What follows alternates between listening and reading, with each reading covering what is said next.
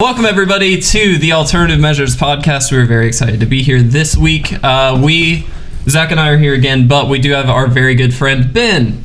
Hi Ben. What up? Ben, talk about yourself for a little bit. How you doing, buddy? I'm good. I'm sick of this weather though. Dude, this weather sucks. All it does is so rain bad. and yeah, it's cold. It is terrible. Sick of it. I'm good though. Okay, let's do this. Let's go through some of like your musical background. Let me do it first. Wow. Because I think Ben will be too humble, and then you That's can fair. Talk about yourself. Fair point. Ben is a very accomplished musician. He's a really great drummer, a really great guitar player, great songwriter, and a killer producer as well. And he is one of the very few that I have ever trusted to send like rough demos of stuff that I've made and not judge too harshly. Or at least if he does judge too harshly, he won't say it to me. For sure. It all sucks. I respect Ben as a musician more than almost anyone. Yes, and I will 100% second that. As a drummer in particular, been playing with him years ago, I would say. In a minute. yeah, it's been a while, but Ben was definitely kind of a driving force, and like kind of the I want to be Ben kind of thing was how that went for me. Ben. Yeah, basically. Okay, now you can talk. Now you can play it cool. I don't know, man. Yeah, I've played drums pretty much as long as I can remember. I guess since I was like 8 years old. And then damn, dude. Basically, yeah, that's years. A long time. I started playing guitar when I was like 16 just because I wanted to actually write songs and sing. And I think the most important thing to me in that vein is songwriting for sure.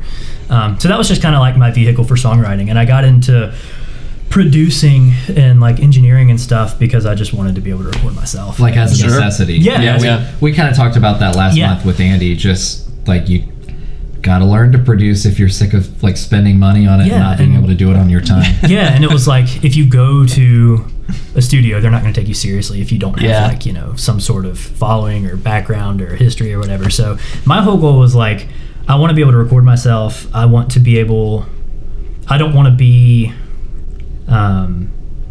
to sound like an amateur musician. When people listen to this, I want it to sound just like, you know, whatever's on the radio. Definitely. You know, I don't want there to be like, oh, that sounds like a local guy who just learned to play guitar a year ago or whatever, you know, or like, you know, somebody who like is, you know, just getting started. I just wanted it to sound professional as possible. Yeah, you're not trying to capture the garage sound. Right. It's like the garage sound. Right. One microphone in a room. Which is awesome sometimes. Oh, hell yeah. Been there, done that. Cool. Well, Ben, we are very excited to have you, my friend. Ben's a really good friend, so it's very exciting for him to be here. We actually haven't hung out in a while either, so it's kind of nice just to hang out for a bit. That's good. But if I'm not mistaken, Zach, you've got some news items for us. Yeah, I finally do. Finally do. So wait. Yes. Okay, now. So I'm just gonna run through these real quick, and if you guys have anything to say, shout it out. Do it. So my favorite news story this month, and I have in my notes just 21 Savage Ice. So basically, famed rapper 21 Savage. This is the funniest thing on the planet. Like, is he an ATL rapper? I think he's definitely like repped America, an American city. I don't know if he's Atlanta or not. Turns out he's not an American citizen. He's a citizen of England, of the United Kingdom. Oh, I didn't realize it was the UK. Yeah, and like got deported. I did not hear about this. Are you serious? And he's like, I mean, he's not I know you don't really listen to I don't, he's not a low tier. He's he was on the new like Travis Scott album. He's a big deal. Huge. And he has a really cool what do you call it in rap? The ad lib. His ad lib is cool. Oh, it just goes 21. And like it gets you hyped. And is his accent even real? We don't know. But does he have like an English accent? No. Oh, I didn't know But he that. apparently is an English citizen. It's like what are the stages of events that led to this? is now under question. That's kind of cool though. It's really cool. If he pulled it off for this long though, you got to give him like credit. That's pretty cool. But the Twitter response was just glorious. All the memes and jokes that people were posting, and it was like when 21 said he stays dressed in red, this is what he was talking about, and it's like one of the like London Queen's Guard, and like just tons of stuff. Like when he says he stays strapped, this is what he's talking about. It's like a 1700s like footlock. It was Love killing it. me. Love it. Yeah, a lot of drama there. Maybe Demi Lovato got involved, and Black Twitter was like, "Hey, you're not. This isn't for you. You can't be." Anyway, there was a lot going on in a span of time, and that was actually what prompted me to start this note on my phone. Was that news story? So we got to talk about that. Yeah, that's hilarious. So moving on, because and for all of these, we're not. None of us are going to be very informed. It's just literally just a headline that I saw, and if we want to, because we're not here to be professional. Clearly. We're here to... Well, crap, Ben. Yeah, you did say that a minute ago. I'm sorry. So the Grammys was held the 59th, 69th? I feel like it was the 69th. I would remember that. It was the 59th, I think, or 60th. It doesn't matter. One of the Grammy Awards happened. Yeah, let's get some live You do your thing. I'm going to look. Did y'all watch it? No. I did not. Yeah, I didn't. I couldn't. To be fair, I'm so checked out from award shows now. It was the 60th. It was the 60th. Okay. Yeah. Just I don't know what it is, man. Like I used to love the Grammys. I used to love the Oscars. Yeah. And like I'd watch the Tonys because I was really into theater. Yeah. And I will say this: I did tune into I did Google the performance from Lady Gaga and Bradley Cooper. Because that got so much like recognition and stuff like that, I just had to see it, and like it's pretty good. Well, I really liked it. If I'm gonna be honest, that's a good point. Do you need to watch the award ceremonies anymore? I mean, when YouTube not really. exists? No, because you can just pick and choose what you want to see. You can skip all the shitty parts. Yeah, like the dumb. You can do that with our podcast. Like masturbatory self-pat on the back. Yeah. Like, here's how good our industry is. Yeah. Like, and some of these people do deserve to be rewarded. Absolutely. Obviously, as artists, like I love to see artists recognized, but 100%. Yeah, you just skip all the stuff you don't want to see. Who won the best like metal music video or something? I have no idea. I don't know. Okay, because it was like, we'll talk about that later. It was like a bunch of like pretty like bands that were in kind of like that underground scene that came out of it. Oh, and I didn't know that. They're getting kind of big. That's cool. Good. Yeah, I'm cool with that. Also, it's just kind of funny. Funny that they still give like trivia. I think maybe Trivium won or something. Trivium. Oh man. Feel free to we'll cut this if we out. get something wrong. If we get something wrong, feel free to let us know in the comments. Yeah, please do. And, we will read it. We may not mention it on the next podcast just because there's so much time between it, but we like to know when we're wrong, and you can make fun of us and be mean. There's a news item about the Grammys, but it's relevant to something this is not what I mentioned earlier. It's relevant to something later, and I don't want to spoil it. So Maroon 5 performed at the halftime show for the Super Bowl.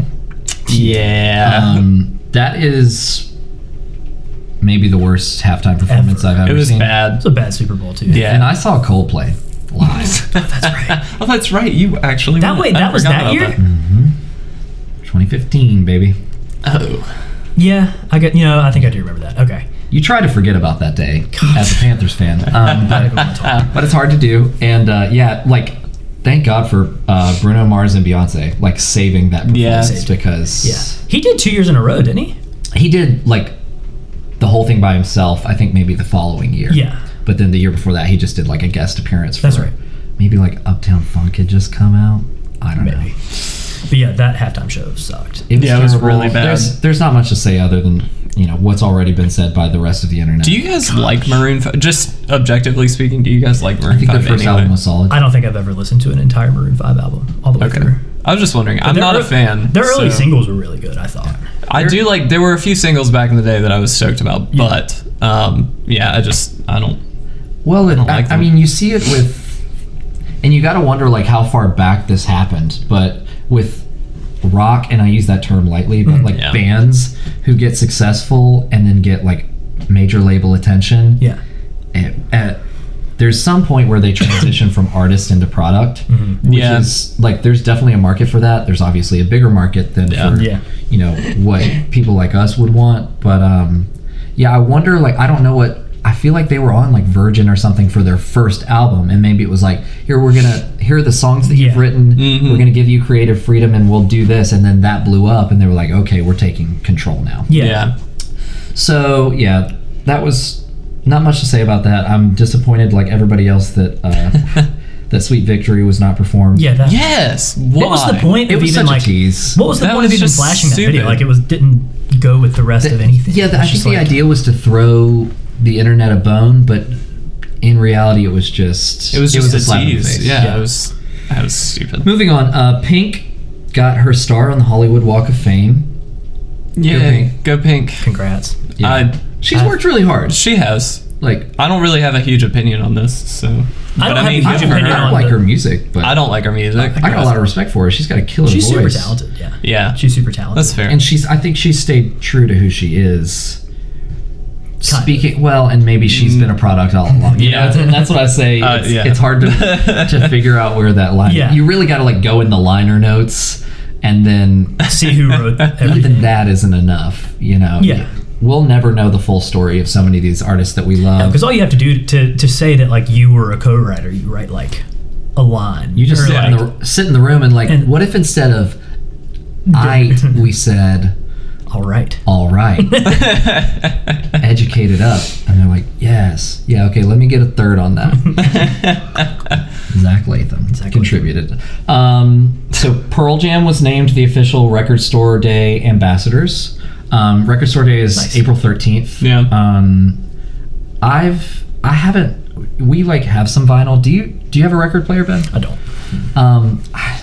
I never busted out. Like when we were more I do. social. Yeah, always when we were had- more social, we did. I do guys over. very rarely, but I do still. It's kind of a collection thing for me at this Yeah. point. Like And I just enjoy doing And it. that's Well, what I that's- appreciate. And it's really cool because you get a lot of like rare repressings. Like Gorillaz is my favorite band. They just announced, excuse me, like one of their barely an album. It's called The Fall. Basically, Damon, while he was touring on another album, wrote and recorded this entire album on his iPad, like in the tour bus, and put it out. Dang. And they're like repressing it on vinyl, and it's cool stuff like that. Didn't you guys go to like Europe and see the Gorillas or something? That not happen? That's a whole long thing. Yeah, basically, I kind of got screwed. I spent a lot of money that I did not get Didn't back. get to enjoy. Oh. That sucks. Not Gorilla's fault though. I don't want it to sound like it was my fault, but so it goes. No, I did not get to see them. I was thinking about that today when I saw that. I was like, man, I would love to see them live. Gosh. So this is a big news story, I think. Ariana Grande has 3 songs sitting, at least the last update, number 1, number 2, and number 3 Wow, on the Billboard yeah. Hot 100. First artist since the Beatles. Whew. How's that make you feel? I don't know. Say what you want about the quality of the music, but that is an insane It's a huge accomplishment. achievement. Oh, that's amazing. That Yeah. everybody involved, I mean, her and then all the songwriters on that album. That's huge. Because I did look That at is the liner huge, notes for yeah. that. I looked at the credits, and as with most pop releases, no song is written by the same group of people, right. but you see the same couple names maybe on 5 or 6 songs, and, Right. and like those, they've got to feel so proud of that, especially Yeah. the people who worked on those That's 3 historic. songs. That is Yeah. huge. Yeah. It's Yeah. insane. And honestly, I mean, for all the crap I will throw at Ariana Grande just Yeah. because I'm not a huge fan. That being said, though, she has a fantastic voice. She can sing totally. like crazy, and so like, kudos to her. I think that's fantastic. It is a huge achievement. I don't know how I feel in relation to it previously being held by the Beatles and then Ariana Grande, I mean, but obviously one is significantly more important to the landscape Yeah, of of music. course. And Yeah. they were legends. Yeah, and rightly absolutely. So, but but congratulations. to Yeah, her. I did not know that. That's huge. um, If you're watching Ariana Grande, yeah, shout out to Ari. we'll hang on Sunday. God, I would Hit me love that. So this is relevant to something that we'll talk about later. Ryan Adams, Oh yeah. famed singer-songwriter and also like songwriter for other bands and albums and stuff, and producer, really great producer. He was accused of sexual misconduct by 7 women. Not good. And Yeah. we've seen this with the Me Too movement and the Believe Women movement.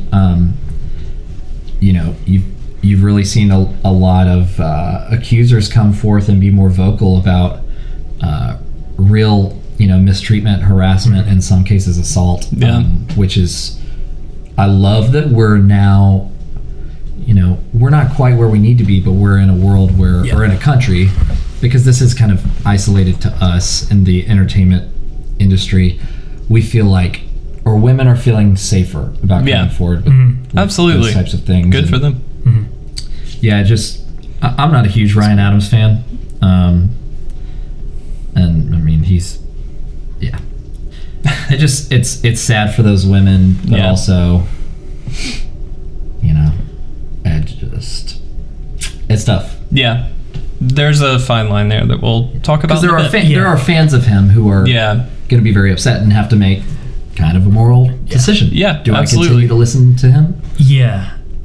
We'll talk about that because that kind of leads into our big topic. But that was a big thing, a big news story that I saw. And then the last one, I just put this down right before we started recording because we were talking about Imagine Dragons. I was kind of talking some shit, and then I remembered.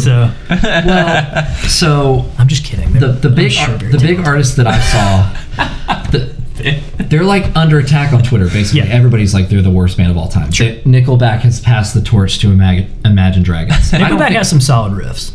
I was gonna say I don't think that torch ever belonged to Nickelback. I think it was Train's, and rightfully so. Train. It was the worst band of all time. Oh, I thought you said trains, as in plural trains. No. And I was like, wait, what? No, Train. We talk about Train all the Train. time. Shout out to Train. But anyway, so like Corey Taylor from Slipknot was interviewed and was like, "Imagine Dragons is the worst band. I didn't know that. They're utter garbage," and people are tweeting at them and just being really cruel To Imagine Dragons, which is when the art is being criticized. Yeah, that sucks. As an artist, that really hurts. sucks. When you attack them personally, that's not cool. That's a line that you cross, but that's not cool. What I think was newsworthy is, and this was just a couple days ago, the singer of Imagine Dragons, on Twitter, posted a screenshot of his notes on his iPhone or whatever. He posted an open letter to the haters basically, and was like, "I have anxiety and depression, and you're making me hate my life, and I just can't believe that all these people would be so cruel. Yeah. We appreciate the criticism, but everyone is taking it too far," and kind of, I hope was a reality check for some of the people who were taking it too far. And we talked about this when we started the podcast. Our goal is to be more positive, because it's easy to just talk shit about all music, all art, and be like, "Oh, this is bad, this is bad, this is bad." And I for years now have tried to rephrase and say, "Oh, I don't like it. I don't like them. I'm not a fan," as opposed to, "Oh, that's bad." And I've gotten worse about that in the last couple of years, but I think that is an important distinction to make, though, because I think especially being artists ourselves, being kind of putting ourselves out there, even with the podcast, that is an art form. We're putting ourselves out there, that kind of thing. You accept some responsibility because you're opening yourself up to that kind of criticism. You have to expect that some people are going to be overly critical and overly attacking you personally for whatever it is that you're doing. And you just kind of accept that at some level that's going to happen. But you also kind of have to have hope, I guess, in humanity that they're attacking the art, not you. And I think that's such a key thing. Again, we'll talk more about that a bit. Yeah. Just don't cross the line, guys. Be nice. Yeah. That was why, stories like this is kind of why that was on my mind for the major topic for us to talk about. Right.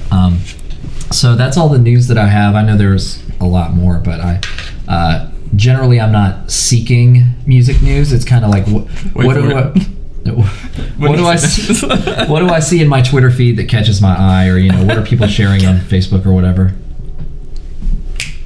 Oh, what? So now it's time to talk about our new releases. I've just been given my cue.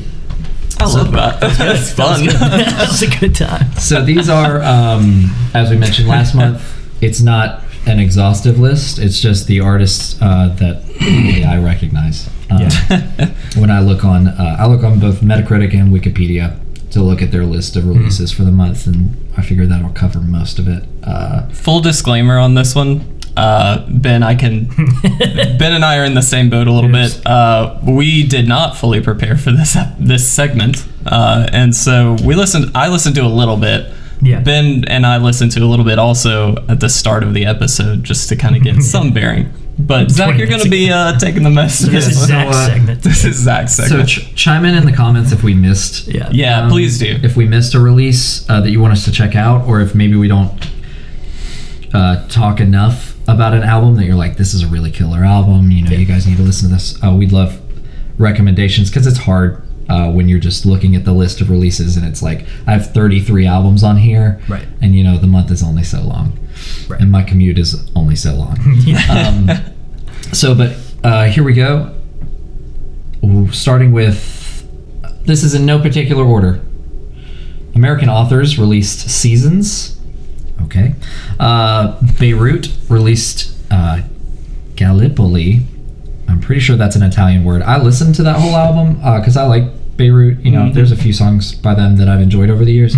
I was not impressed by the album. The song that you played for us before we sat down and started the episode, I was not a fan of. Yeah, they asked to skip it, or Kevin asked to skip it. Yeah, I was in agreement. I like that song. It's the title track.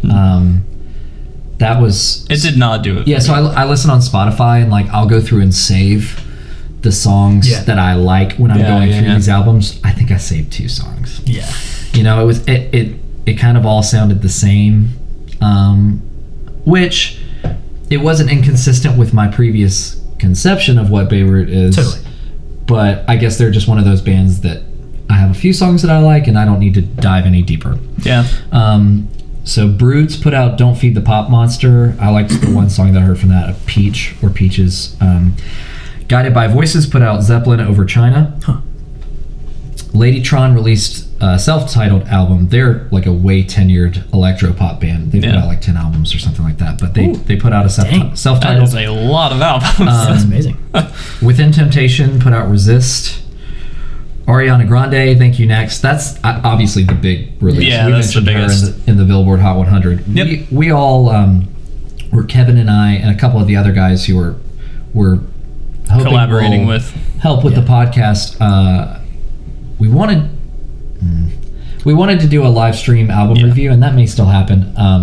Our schedules have been kind of tough to line up, but we did. Kevin and I at least listened to this whole album. Have you listened Not to the it? whole thing. Mm-hmm. Have you heard any of the songs? I think I've heard there's one huge single. Thank You Thank You Next. Next. Thank You Next, The right? self- It's yeah. like the album. The title track. And then there's also Break Up With Your Girlfriend, I'm Bored. No, I haven't heard that. That's blowing up right now. So there was one song that I liked, I will say. Yes. So liked is a strong word for that, but I liked it more than the others. I'm gonna go ahead and say it. I love this album. Cool. I did not expect to at all. I'm not a pop fan. Although when I like You pop, liked her previous stuff though, didn't you? I've never liked another. I thought artist. you I'm a liked huge some of pop her fan, stuff. dude. Yeah, I love pop Ben's music, like man. the king of pop.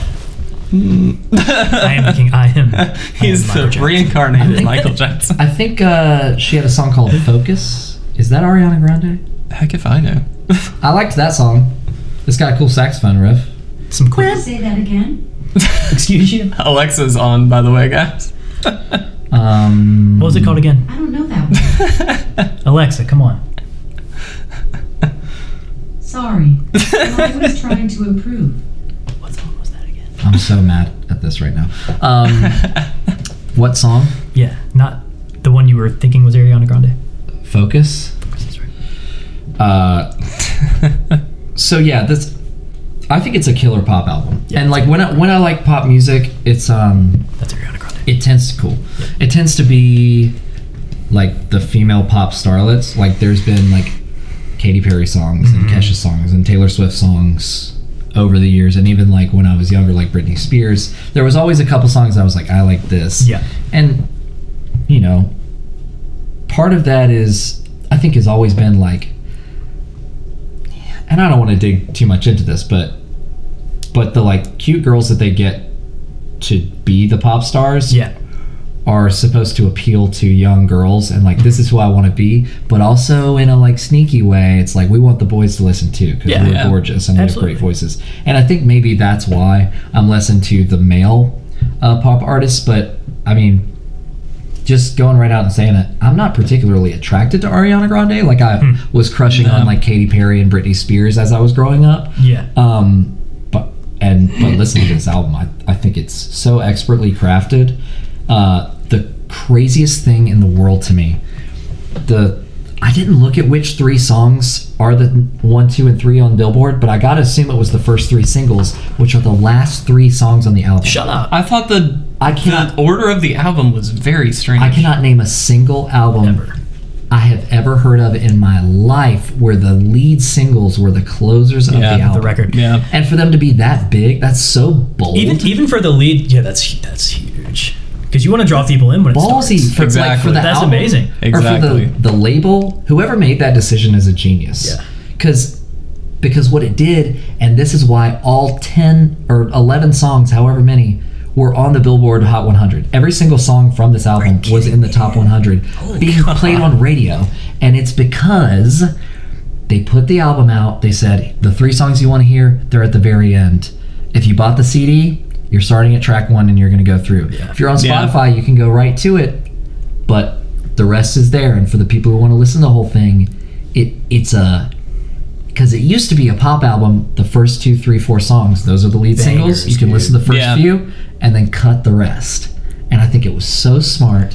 I mean, so I will say I'm in the minority.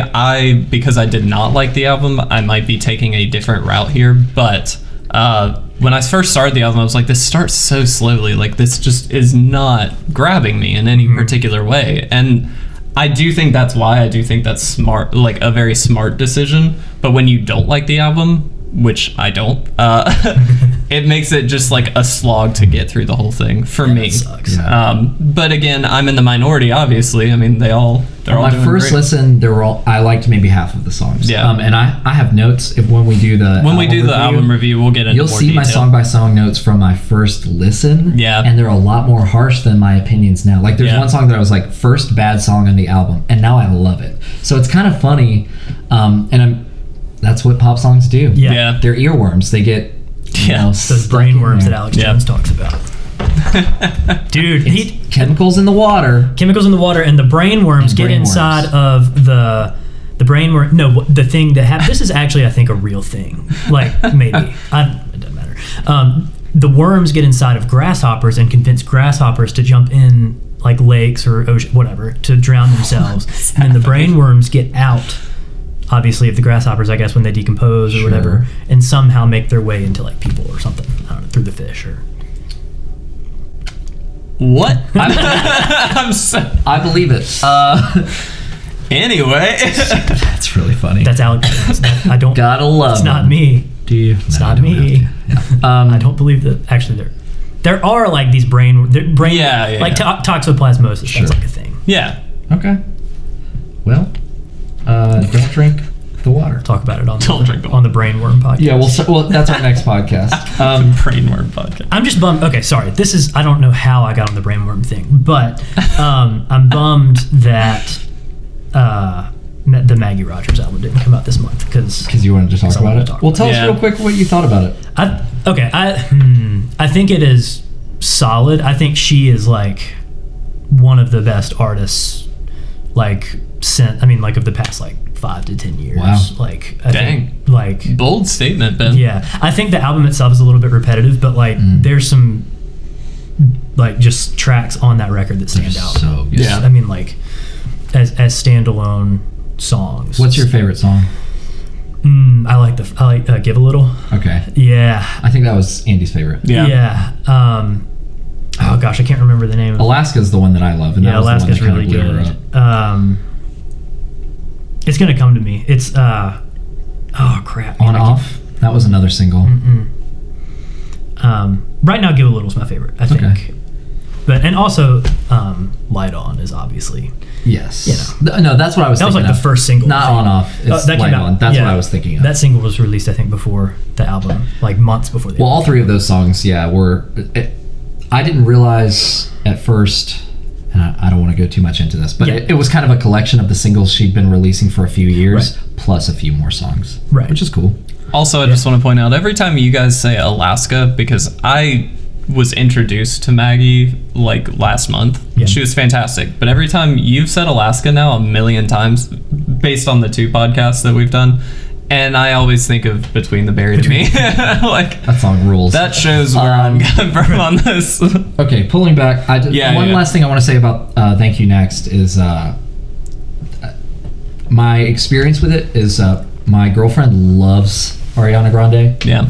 And so I was being forced to listen to it after I like went out of my way to listen to it. Yeah. And I think that's kind of how the songs got in my head a little bit. And I think it's really killer. I think she should be very proud of what she did. And she put it out 6 months after her last full length. That's ballsy. insane. She put out an album in August.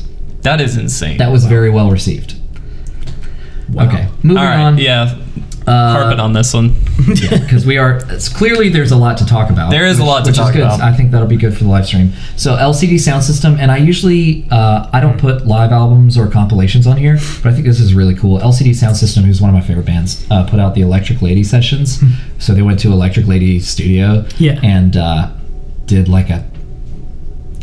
played some old favorites, and they did like a cover of a song, and it's just, the sound is so good. Yeah. It's so good in that studio, and I think it's really cool that they did that. I listened to a little bit of it. I wouldn't prefer those versions over previously released songs, but it's good. Meghan Trainor put out The Love Train. Trisha Yearwood did Let's Be Frank. Avril Lavigne, Head Above Water. We did listen to the lead single from that. It's not really Dumb Avril Blonde. Lavigne, though. Yeah, no. She's dead. Okay, people are really going to think that you're Alex Jones. Yeah, they are. I need to stop with the conspiracy stuff. It was not good. No. Yeah, sucks. I did not like it.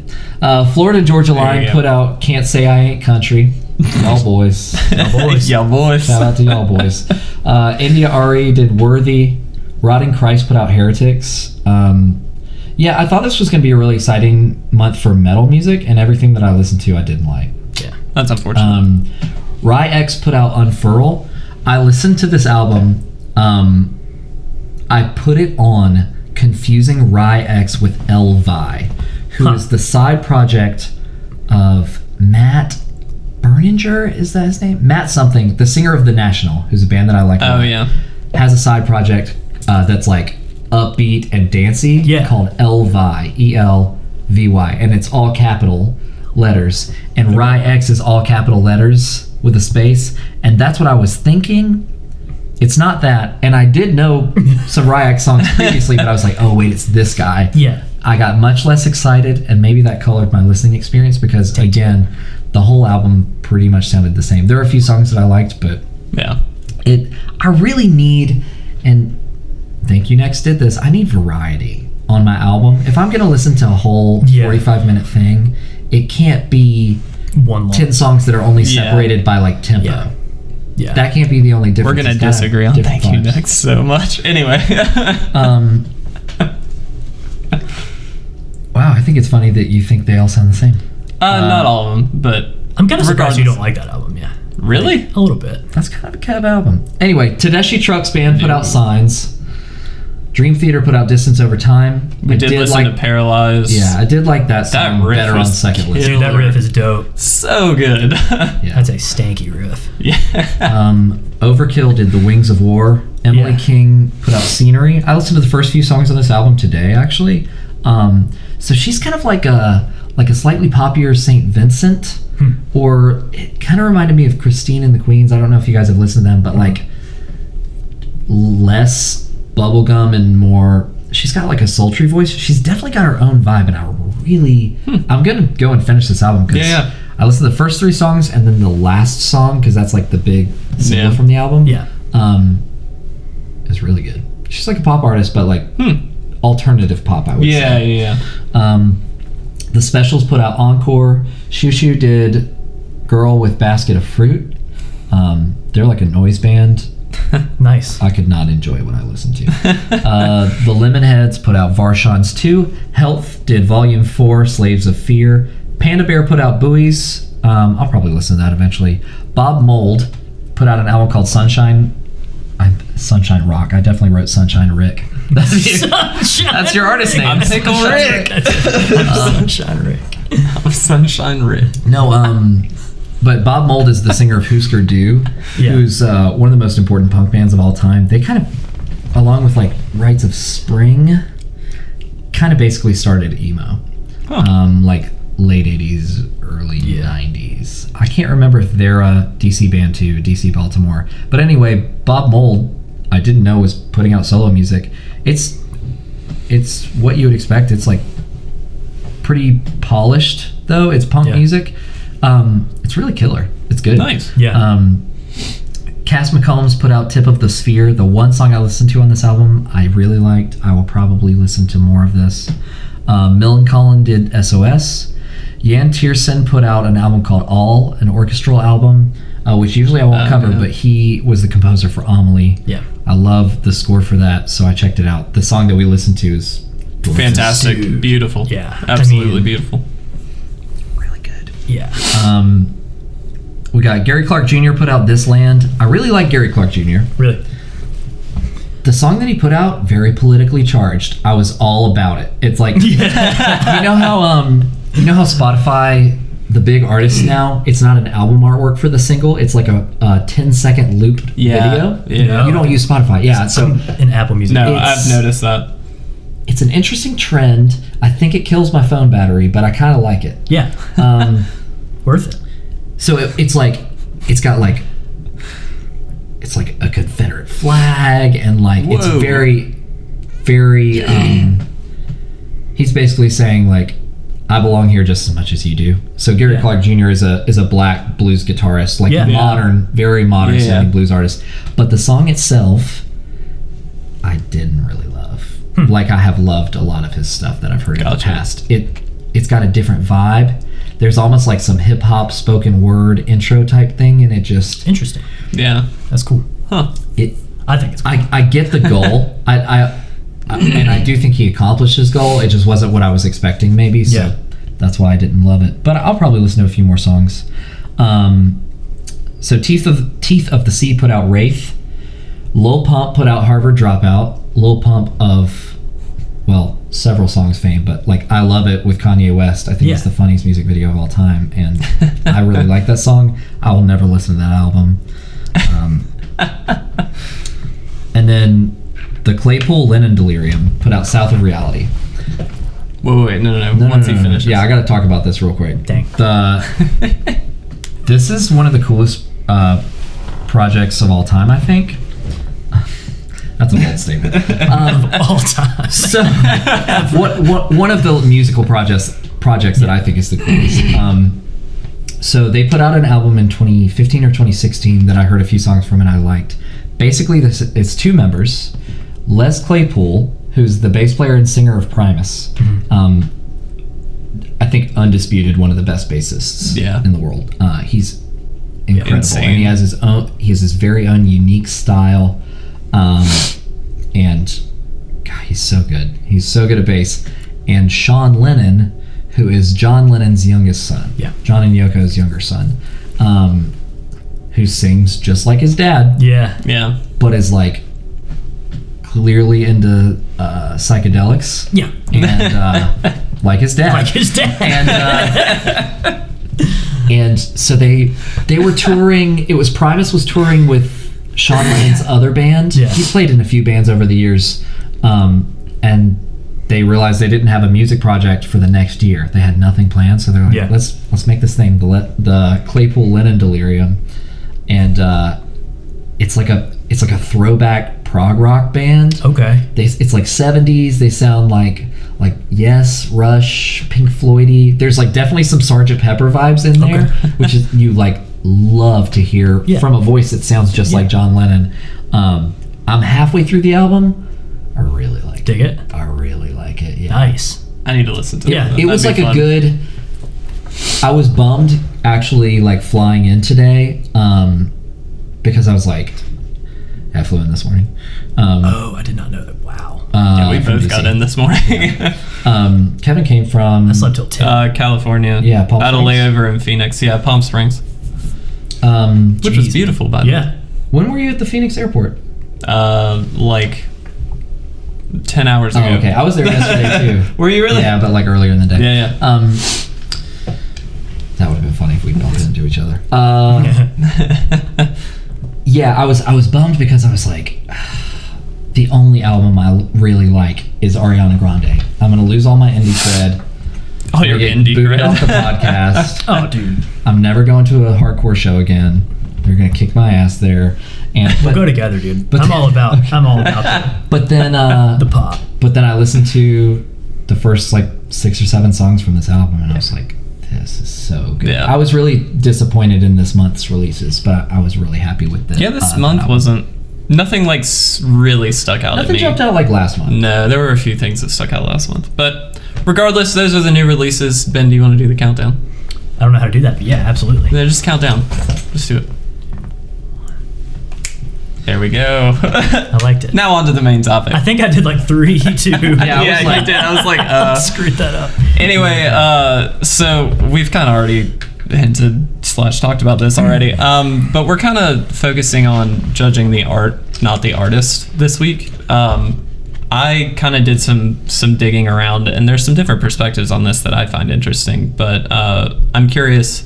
Let's start off with Ben. Yeah, I thought this was a great topic Yeah. for Ben because Ben in particular. to give to speak for him once more. Yes, please. Ben is definitely like one of my, I would say, more politically charged, like vocally political Yeah. friends, which I always really appreciate. And I think that, I guess we're just getting right into it, but that for Totally. me is the heart. It's in a weird way.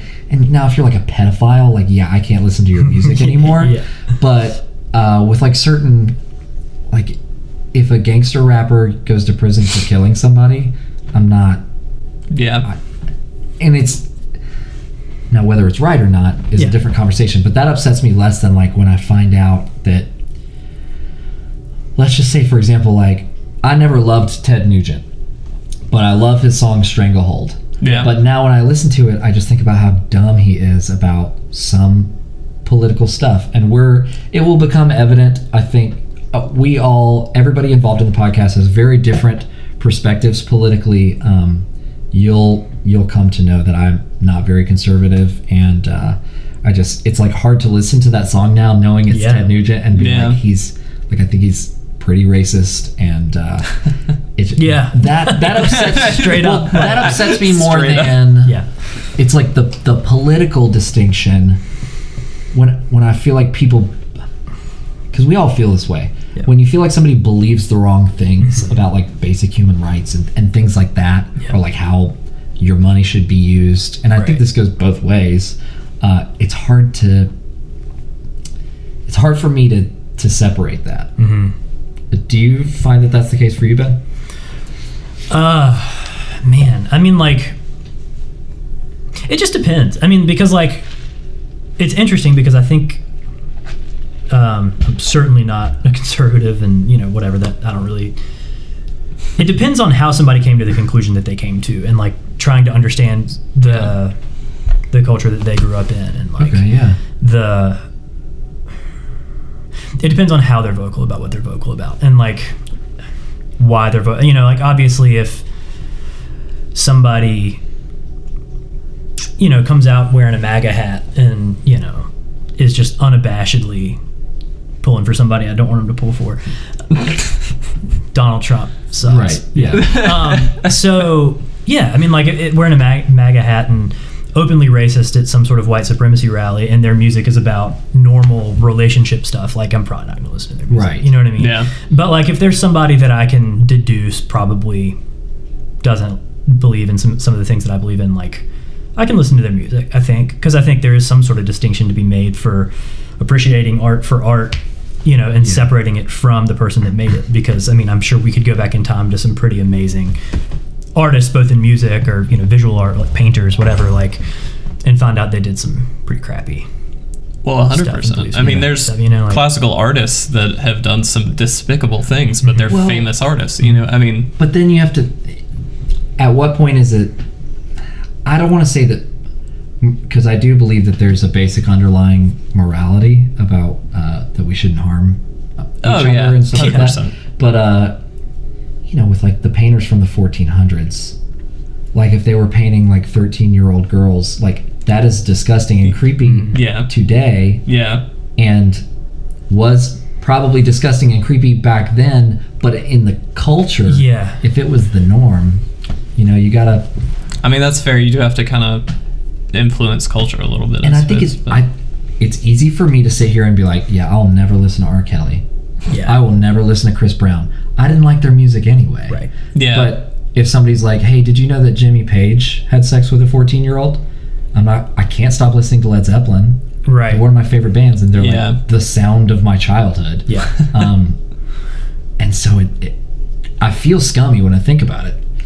Well, but I mean, the fact of the matter is it's like two separate conversations, because there's the issue of the morality of the person that made the art, and then there's the issue of the art itself, and is it good? Or do you find it good or not? Do you like it or not, I should say. Because like you said, you're kind of going from two different perspectives on the same thing, where you're coming at it from, I don't really like this person's music, and I found out that they're a bad person, so now I'm not going to listen. Or you liked their music prior, then all of a sudden you found out that there's something bad, but you've already got this experience of loving their music. So it's like, it's just two separate, I think that's almost two separate conversations, a little bit. But we also transition from, I think, like, listening to someone who might have some political ideas that I'm not on board with, and then listening to somebody who molests children, or like listening to somebody. And so, like, I could listen to artists that I'm pretty sure are, staunchly Republican or whatever, and be okay with it, even if I don't agree with their political views or a lot of them, and like, but if they come out and say something wildly extreme, or comes out that they did something as disgusting as like harming a child, then probably won't listen to it anymore, or will definitely feel weird about it. I mean, even like, for example, this kind of goes along the same line, like, and not to give this more attention than it deserves, but like when it came out that Aziz Ansari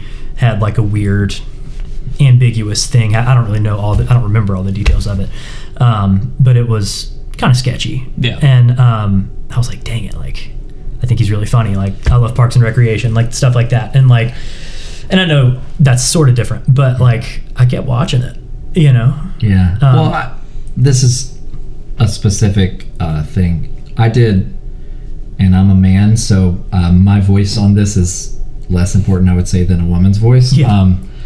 I did a lot of digging into that because I really love Aziz Ansari, and he's from South Carolina, and like, it's fun to claim him. Absolutely. Be like, like, he's one of ours. Yeah. He's one of the good ones. And like Stephen Colbert, it's like, that's all we got. And Hootie, come on. I like Hootie, but I'm not proud that they're from South Carolina. It's like, where else would they be from?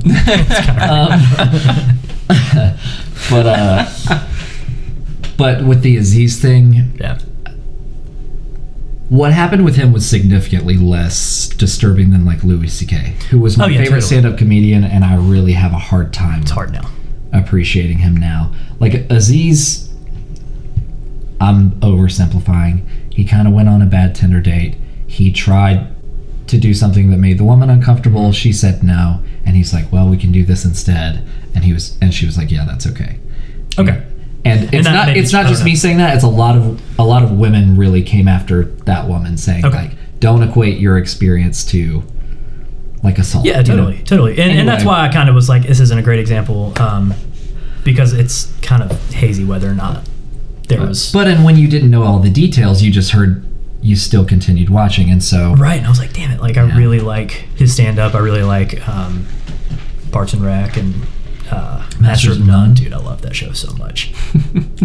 I need to like go and finish it. I watched the first 3 episodes. Have you not? You didn't watch? So you haven't watched like season 2 or anything? No. Oh, dude, Eric Wareheim's in it. That's all I needed to be like, okay, I'll watch. I know, dude, it's so good. I love that. I think it's great. Full confession, I've not watched either of these. Oh my gosh, dude.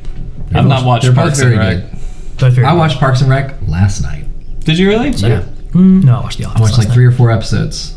Just a quick reminder, this is a music podcast. No, yeah, we can talk about other just kidding. I'm kidding. No, I think that was probably a bad example. But yeah, like Louis C.K., like, a real hard time.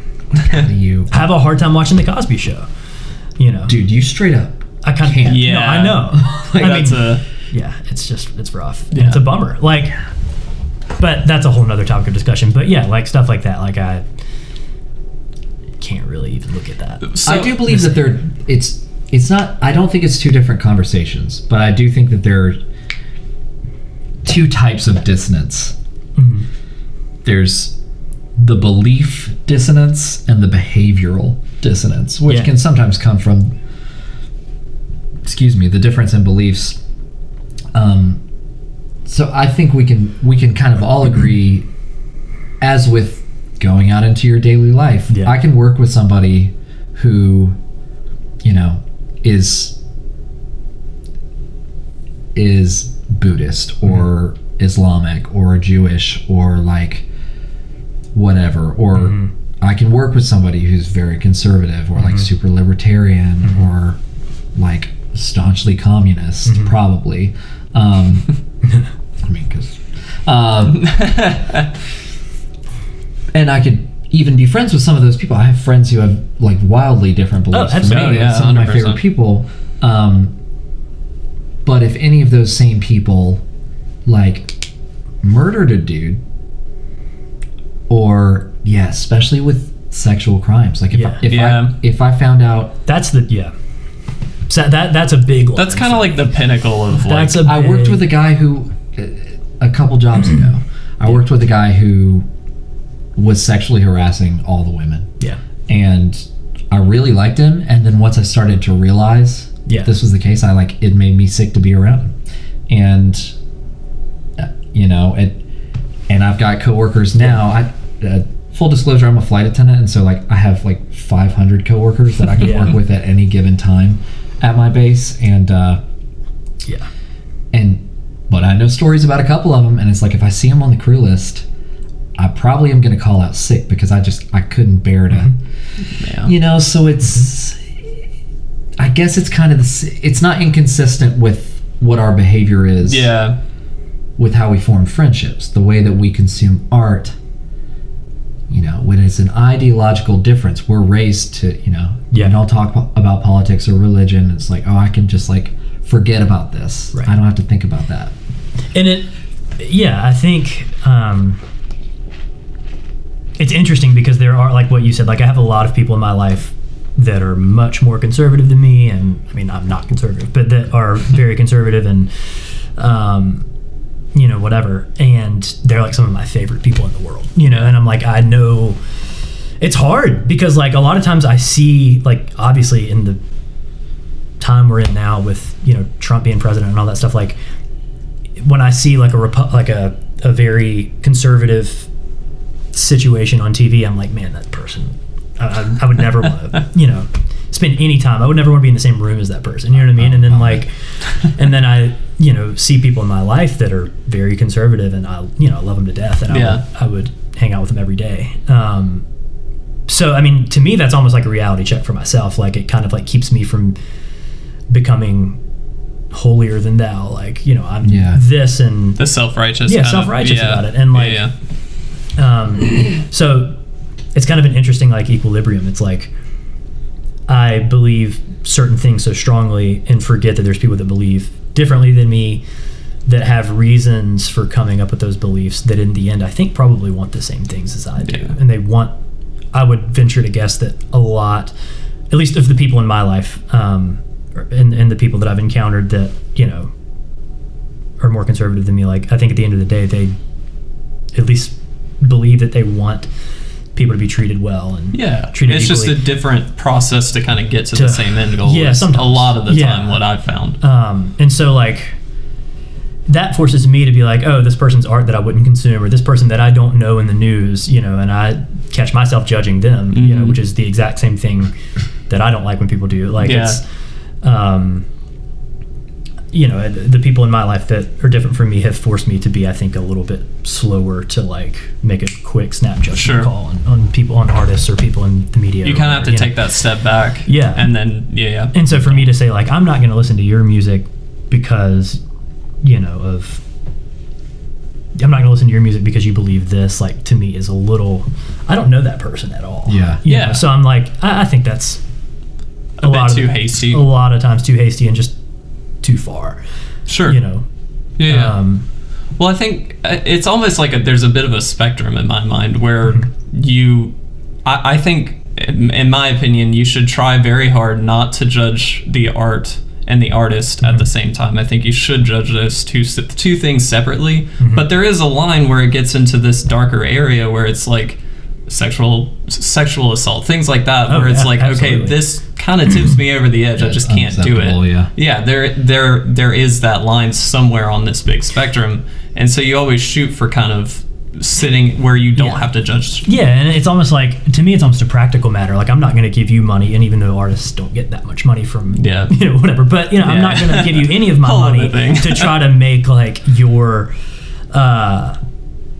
transition. I mean, like, if you get out of prison, I don't want you to have an easy transition and back out of prison because I've supported your album sales and, bought your merch or whatever. Like, I don't want any of my money to be funneled into your life, because your life shouldn't be easy after what you did. So it's almost a practical thing. It's like, I kind of don't have a problem separating the art from the artist, but when I start kind of in some way monetarily or whatever supporting that person by giving them streams online or them getting my money, I don't want that to.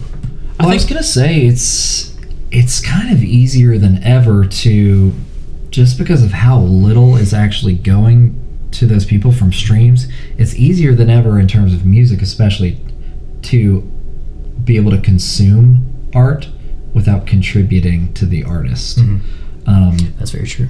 And like, I think once the person dies, it's kind of fair game. It's like, that money's just going to your family who, like, they didn't make you do what you did. Right. Just as this isn't a great example, but like Bill Cosby, I gotta imagine, still gets royalties from the Cosby Show. Totally, yeah. I doubt they're showing reruns anymore. Yeah. But who could know? But once he's dead, maybe put him back on the air, and then with like R. Kelly, if I really loved R. Kelly, if he dies, I can go and jam to Trapped in the Closet because he's no longer benefiting from that. It kind of cuts the tie. That's a special case to me because, like, I feel like a lot of his music does have a lot of like sexual overtones to it. So it's like, what are you singing about? At what point? Yeah. At what point does it feel creepy? Is he actually singing about the terrible things that he? Yeah, that's a good point. That he did, and so like that gets to me, for sure. That's fair. What do y'all think? I mean, about like separating art from an artist, like who might not line up with what you believe or has done something horrendous, I think on first attempt, I always try and separate the art from the artist, always, because I do kind of, I almost think of them as two separate entities on their own. And I do think there is that line though, where if sexual assault, things like that, if you get to that point, okay, I'm out. Yeah. Like, no, I don't want to support you, as you were saying, monetarily or something like that.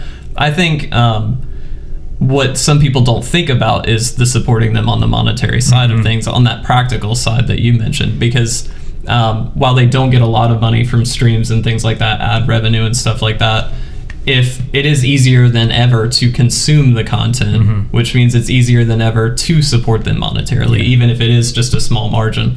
And so, like, I think that can add up if people just love the music, even though this person did something terrible. It's like, okay, but where are you going to stop that? You know what I mean? And to play devil's advocate to myself, because it's easier than ever to consume their art, it's easier than ever to consume other artists. Yeah. So, and it's all a matter of time. It's like, oh, I can't watch that movie anymore because it's got that actor. Well, there are 5 million other movies in the world, and Netflix exists, and you can pick a bunch of them. And, so it is. A lot of it is laziness.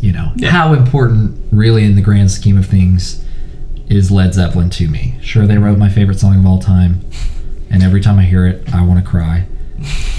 Going to California, great song. Yeah. Shout out to Going to California. I did. Lucky boy. But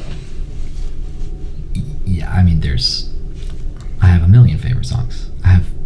There are many, many songs that I love, and this might be controversial, I don't know, but like I also think too, like by all means, I think it is, please hear me when I say, like, I think it's important to not support people that are engaging in things like that, or that are actively, perpetuating negative hate, whatever. But I think that sometimes it makes people feel better. It's an easy way to be an advocate for what's right, to say, I'm not going to listen to that song. And it makes people feel good about themselves, which that might be the right thing to do, to not listen to that. Like, but then you're putting almost a negative spin on it. But that also becomes like, I'm not going to listen to that song. I do what's right. And when again, that's self-righteous. Maybe, and that's also just like a lazy way to do what's right. It's like, you're not like all of a sudden some social justice warrior because you don't listen to R. Kelly. Maybe you don't listen to R. Kelly. But if you really want to make a difference for, sexual assault, pedophilia, human trafficking, go, physically advocate. Go get involved with some organization, and but don't brag like you're better than everybody else because you didn't listen to R. Kelly. It's I think you make a good point. You know what I mean? Yeah, still do it, but don't be so. Exactly. Still do it. I think that is an important thing to do. Don't make it a point of pride for yourself. Yeah, a point of pride for yourself, and thinking that you did your good deed for social justice that day. Like there's ways to actually anything. By not clicking on that artist's Spotify. Yeah, but I do believe that it's an important part of it. If a good thing is easy, it should always be done. Yeah, totally. So if it's the right thing and it takes no effort from you, I was having this conversation with a good friend of mine the other day about the words that we use. And they said retarded. Yeah. And I was like, hey, don't say that. And it became a conversation. And they were like, I'm not going to change the way I talk just because blah, blah, blah. And the point that I brought up, and this is, it's hard for me to change my own language. I'm a straight white male from South Carolina. So obviously when I was younger, I was saying plenty of things I shouldn't have been saying. Totally. Yeah. And using words that disparaged a lot of minority groups. But even in safe spaces, even when I'm with people, I try to stay away from those words just because it takes no effort to just pick a different word. Yeah. Yeah. And it kind of has helped change my way of thinking. I mean, I was raised to be really open-minded and to love all people, even if I disagreed with them. Yeah. But basically what I said to my friend was, because it requires no energy to do something that is going to hurt fewer people. Yeah. And you should never say no to that. Right. It's so easy to just make yourself stop. Yeah. So you say, and I get it, the words are always changing because it was mentally challenged and now it's developmentally disabled or whatever, or developmentally delayed. I can't remember what it is. And it's but take the step, make it easier. Yeah. I've started calling out my grandmother when she calls indigenous people Indians. And for a while it was hey, they're called Native Americans. And now it's America is the name that we gave it. Right. They didn't name it that. So it's indigenous people. Right. And I think that the current generation, who's even younger than us, that stuff happens so rapidly. Yeah. They're probably just going to be able to roll with that as they get older. And it is kind of a new phenomenon. So for older people, I try to, show a little bit of grace. But my friend is 23, and come on. Well, and it's, I say come on, and I think it's okay to admit that you didn't get it at one point, or you still don't get it, but be willing to learn from it. So if someone is just so stubborn to be I'm gonna say what I say, I'm not gonna stop. I'm gonna say what I say, and I'm not gonna alter what I say just because it might hurt somebody's feelings. It's maybe you should just not be so selfish to take account of what comes out of your mouth. Well, and I think too, there's a certain maturity level that comes with this thinking, because when you're younger, you are a self-centered. I mean, naturally speaking, when you're younger, you're fairly a self-centered person. At any age. At any age. But I think as you get older, you start to realize there's a bigger world out there, and you're just this small piece in this world. Why not try and do something not just related to myself that's a little more effective to everything? Right. And so, like, I think there's a certain maturity level that comes with that too, that argument, you know what I mean? And I've become so much more aware of that stuff because for those of you that don't know, I'm getting my master's in social work, and so like hoping to go into the mental health field alongside music in whatever capacity that works out. Music and mental health are my heart, and they go hand in hand. But learning like how important that verbiage is. So like, for example, this is very new to me, but not saying committed suicide, saying death by suicide, like someone dies by suicide. Interesting. Because saying someone committed suicide demonizes, can demonize that person and kind of make it their fault. That's true. You know what I mean? Yeah. And, I never thought about that. And so just little things like that, being like starting to kind of, like I've been interning in that field, like in the mental health field, and going through a pretty rigorous education, I guess, in regards to not only mental health but even advocacy for like social justice stuff, and but just learning how important your language is and how common it, or I guess like how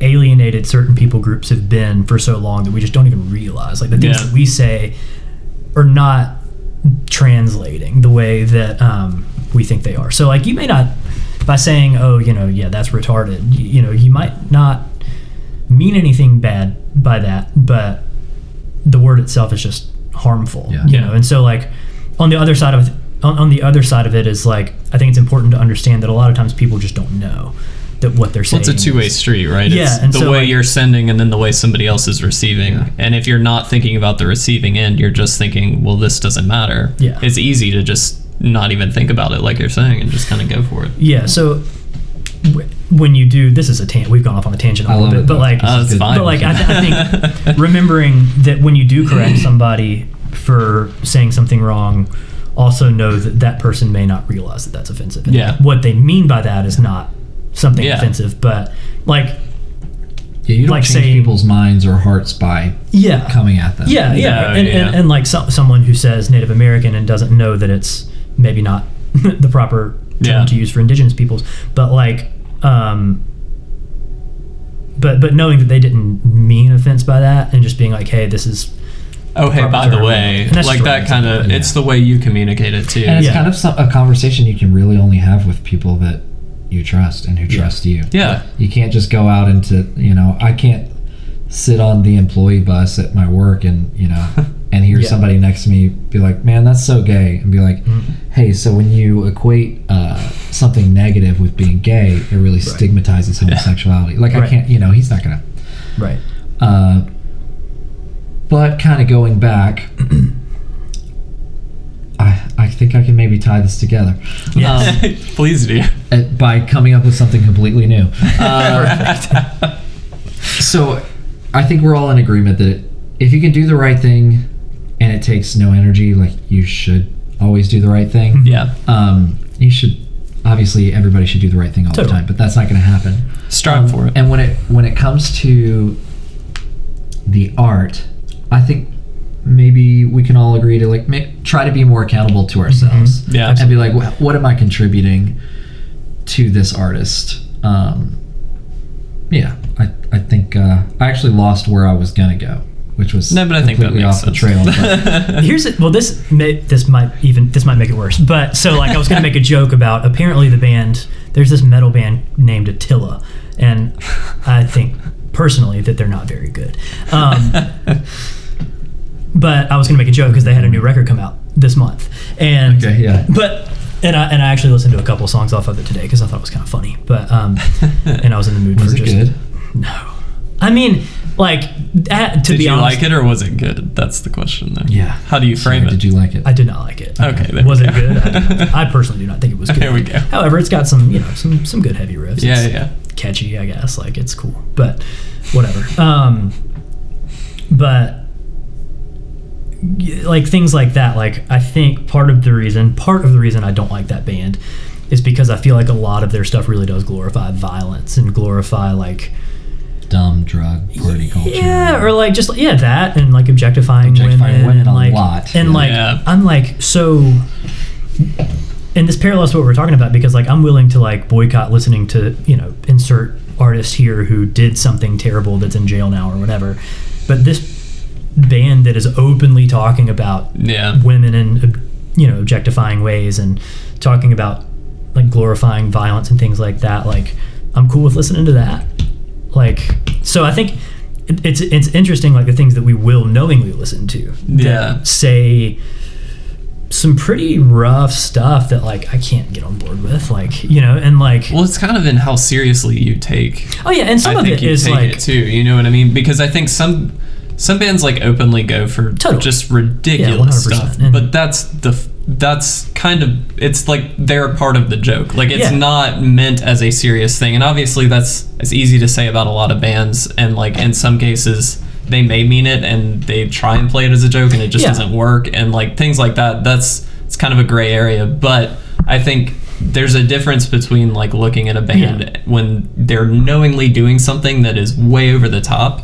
And as long, there's a little bit of a difference there between a band that does that and then a band or a musician or an artist of any kind. Oh, absolutely. That like does it behind the scenes, and then all of a sudden it gets brought to the surface, and it's like, oh. Yeah. But it's just interesting to think of like, where is the line there? Like, if someone's openly, talking inappropriately about how they interact with women or like whatever, like, what part of that is like actually just an artistic expression in music? And in that case, like, I mean, I think that's fair game. Like, like, because there's a lot of the art at that point, right? Yeah, and like there's a lot of like artists that are talking about like the culture they grew up in, and like there's metaphor, there's all these different things, and in that regard, I think like pretty much anything is fair game as far as art goes, and that's and art, kind of another discussion, but kind of on a high level too. Art, in some ways, is almost, as a concept, is sort of meant to push limits in some cases. Absolutely. Like, so I think there's always going to be. Art is inherently political, I believe. Yeah, I believe that. Yeah.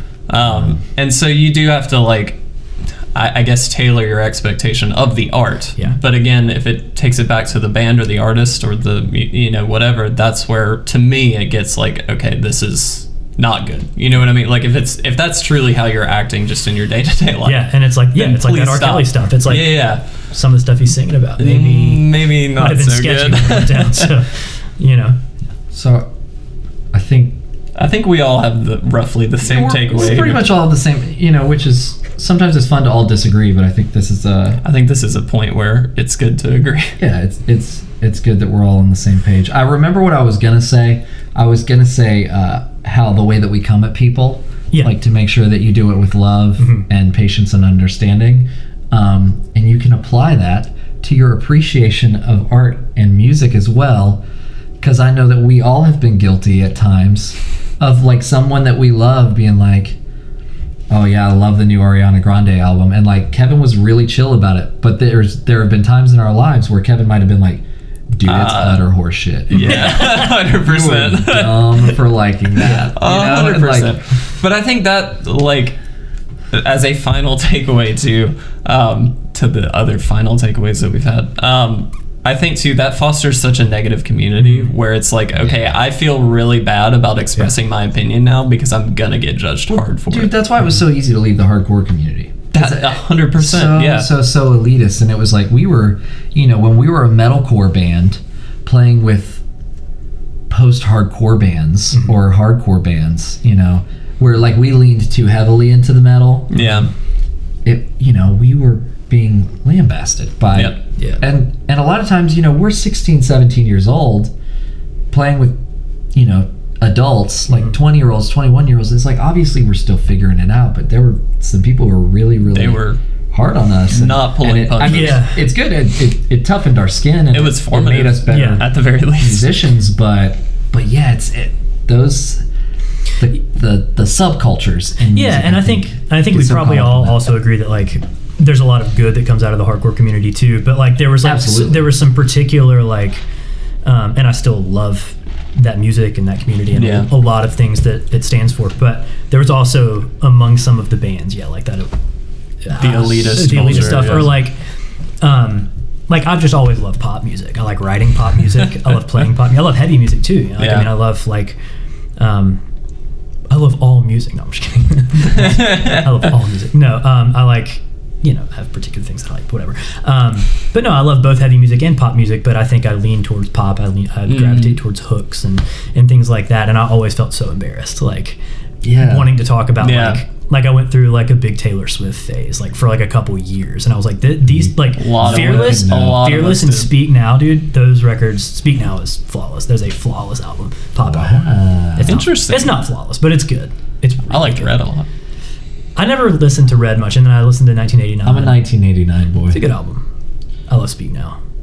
What is on Speak Now? Is that that's our first one? No, it's her third. It's technically her third record. I can't remember the name of that first one.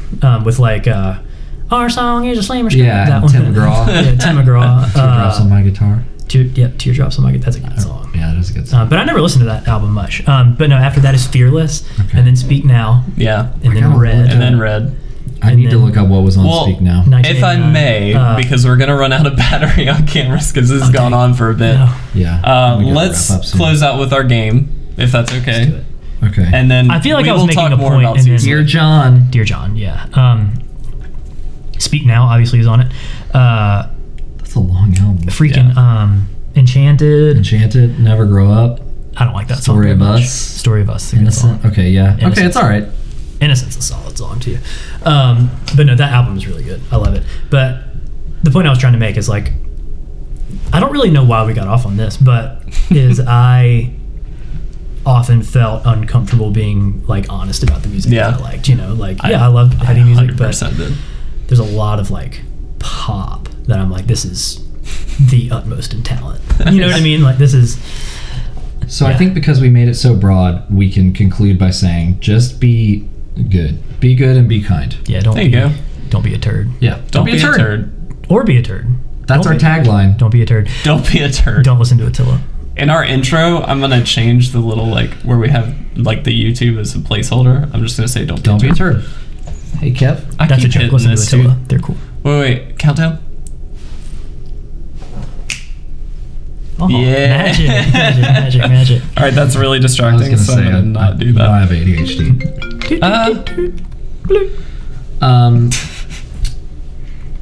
Playing it fast and loose again. So okay, wow, you just saw my. No, answers. I didn't read. This is a quick game. It's all good. Kind of last minute. Yeah, no worries. I got 5 questions. Cool. And you two will be competing against one another. Awesome. In honor of the Grammys, the 60th Grammys being held, they're Grammy based. Grammy based. I miss my Grammy. I don't call either of my grandmothers Grammy. These questions are based on kind of like Grammy history. Yeah. And, so first question. Bad at this. dude. I'm gonna We'll play it this way. You both give the answer that you think. Oh, okay. I'm gonna bomb. Are these Okay. multiple choice? And yes. Okay, cool. Okay. And maybe I was gonna say because otherwise there's no we'll way. take turns. Like I'll say, Ben, what is your answer? Kevin, what is your answer? And then I'll say, Kevin, what is your answer? That Okay. way you don't. Yeah. No, Somebody that's who's savvy smart. isn't just shouting out the right answer, and then Cool. the other person's like, Let's do "Well." it. Okay. So, question number 1: who was the first rap artist to win Record of the Year Ever? ever? Was it Yeah. A, LL Cool J, B, Childish Gambino, C, Kendrick Lamar, or D, Eminem? Eminem. Yeah, I guess. So Oh, sorry. Ben I did was that first thing. that time. My bad. Well, and I was looking at you like. Well, I'm pretty sure Donald Glover won it this year, but I'll say LL Cool J, just to be different. You're both wrong. Is it Kendrick? It was Childish Gambino. Was it? So Really? that was the news item that I skipped over. He was the first rap artist to ever win Record of the Year. Dang it. He also won With Song This of Is the Year. America? Yeah. Yeah. Also won Song of the Year. Which, And Video of the Year, if I'm not mistaken. yes. For This Is America. Yeah, and, I think that's right. And I just want to say, I'm a massive Donald Glover fan. I like both his acting, his stand-up. I like his writing. Yeah. You know, He's I love his fantastic. music. He's somebody I really, really admire as somebody who likes to dabble in multiple forms of like art and creativity. That song deserved it. Yeah. 100%. Yeah, totally. Usually you can look at the Grammys and be like, wow, they really fucked up. Yeah. I think, you know, I can't remember. I think Casey Musgrave won Album of the Year. She's really good. I haven't listened to that album, but even looking at the nominees, I was like, those are the best. Yeah. Yeah. But yeah, This Is America deserved every word. 100%. Yeah. And it came at a really crucial time in America's history. And I think 50 years from now, people will still be listening to that song. Yeah. In the same way that we listen to like What's Going On by Marvin Gaye in reference to like the Vietnam War. Yeah. So that's no points for either of you. Dang it, man. Who We holds suck. the record I told you. for most Grammy wins? A. Alison Krauss. B. Hans Zimmer. C. U2. Or D. George Solti.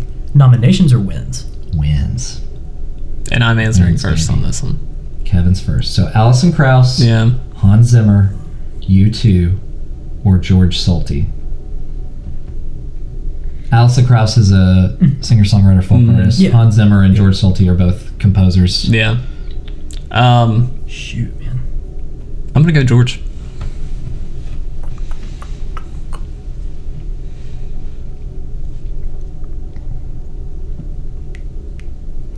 There's no way it's Alison Krauss, right? I don't know. U2. Easy answer. It is D, George Solti. So he's actually got it, man. he's actually he's a I got he's not, one. he's not a composer. He's a not a maestro, Conductor. a conductor. Yeah. So Dang. he's won like 32. And Alison Krauss has 28. She has the most of any female artist. U2 has 22, the most of any band. Yep. And then Hans Zimmer was just a name I threw in there to throw you guys off. Yeah, I was thinking that one might be a little too easy because who the fuck has heard of George Solti? Not I, that's for sure. Okay, Dang. so that's 1 point for Kevin. Yeah. Who is the youngest solo artist to win Album of the Year?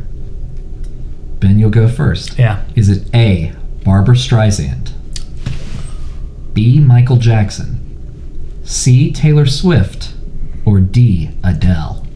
Oh, wow. So my answer was going to be Taylor Swift, but I don't think that's it. I think she was like 16 maybe when she won that, or maybe younger, dude. I don't know. She was Might have really been, young when that yeah. album with Teardrops on My Guitar came out. Yeah. Barbra Streisand, Taylor Swift, Michael Jackson, Michael or Jackson. Adele? Michael Jackson. Curveball. I'm gonna steal your go ahead. Do you have something? Well, because it can be. Does it have to be for like his solo career? Youngest solo artist. Okay. to Oh, so win it couldn't be the Album of Jackson Year. 5. That's Correct. yeah. Oh. Taylor Swift. I was also kind of thinking Taylor Swift, not to Yeah. copy you, but No, I know. I'm saying Taylor Swift. You're both right. Okay. She was 20 when she won. Really? 20? I thought she was I younger. thought she was like 16 or 17. Yeah. Well, I mean, I don't think Teardrops on My Guitar, whatever album that is, album? did Okay. not win. Oh. 20 would have Was it been. Red? I, It's either Speak Now or Red. I was going to say, Yeah. Let's Speak Now. I don't think it was Red. Huh. Didn't know. I'm telling you, dude, that's a good album. We could do a whole episode on that album. Yeah, because Red only came out 5 years ago. Yeah, it's not actually been She that put out long. Red and then put out 1989 like Yeah. a year later. Yeah, it was pretty quick. Yeah. So not even 5 years ago, maybe 4 years ago. And she's 26 or 27. So Yeah. Makes you feel good about yourself. Does. yeah, Adele. So they were all in the top 5, all like Yeah. 20, 21, and 22. Adele is so funny. I get really mad when I think about her because she is so braggadocious about her songwriting abilities. She's like, I'm gonna name my album 19 so that you know that I was 19 when I wrote all these songs. And then the next one, it's gonna be called 21. And I wrote Rolling in the Deep when I was 21 years old. And here I am at Which is pretty 25 dope. years old writing songs about Yeah. just nothing. Good. Yeah. Okay. So that's 2 points, Kevin. 1 point, Ben. worries. Kevin, you'll go first. Yep. Which of these albums won the most Grammy Awards? Was it U2, How to Dismantle an Atomic Bomb, Adele, 21, Dixie Chicks, Taking the Long Way, or Santana, Supernatural? Wait, hold on. Can you repeat the question again? Which album won the most Grammy Awards? Yeah. So that would be like Album of the Year, Yeah. Best Production, Best Audio Engineering, awards like that. Mhm. Best Artwork. Yeah. U2, How to Dismantle an Atomic Bomb, Adele, 21, Dixie Chicks, Taking the Long Way, or Santana, Supernatural. I'm gonna say Adele. I want to catch you, so I want to choose a different answer, but I think it's Adele too. Dang it, man. I had a second choice, but My second choice. No, never mind. I take that back. No, my second choice was Santana. that was my second choice. For various reasons, but Yeah. I'm gonna go with 21. Okay. There were 2 correct answers. Really? Oh. Tied for kidding 9. U2, How to Dismantle an Atomic Bomb, and Santana. Dadgummit, Dang dude. it. That sucks. Ugh. That's crazy. That makes me mad, dude. I was Yeah. gonna choose Okay. All right. Last question. I can only tie now, Yeah, right? Yeah, you could tie. Ben, all right, here's and then the deal. I'll come up with a tiebreaker. No. Please. I'm gonna make this worth 2 points. I'm executive decision. Okay. Ben, this is worth 2 points, Okay. so you can win at this one. Kevin, you're not allowed to do that. I'm is my doing this. game. I make this thing. So. Well, I vote a tiebreaker. I vetoed that. I vote a tiebreaker. I think. Okay, well, I'll that's figure fine. out a tiebreaker. All right, go. Let's do it. Do you like how I immediately was like, no? It's okay. I get to edit all this out. So. Who was the first artist to win record, album, and song of the year in the same night? Was it A, Carole King, B, The Beatles, C, Paul Simon, or D, Stevie Wonder? Dude, these are hard, man. And Ben, you go first on this one. Yes. That's right. Okay.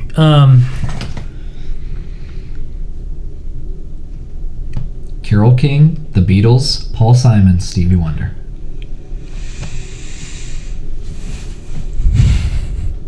Stevie Wonder. The Beatles. It's gotta be the Beatles, right? I mean, come on. So we're in an interesting position Are you where gonna- I can just Dang it, choose, or I can be different and throw a curveball. Different cat. Yeah, go through them one more time. Carole King, The Beatles, Paul Simon, One camera down. Stevie Wonder. Stevie Wonder. It was Paul Simon. Kevin wins. Yes, I win. You gotta be kidding So me. the Ben cam is dead. The Ben cam is dead. Sorry, Still Ben's here, not though. gonna be in the. You can just kind of lean over. It died because you lost. Died. That's the rule. If you lose the game, you don't get the camera on you for the rest of the I was podcast. ashamed in me. So I Sweet, guess actually won. we'll go ahead and wrap up because Yes. you got to go and that's got about all we got. Got a pee-pee.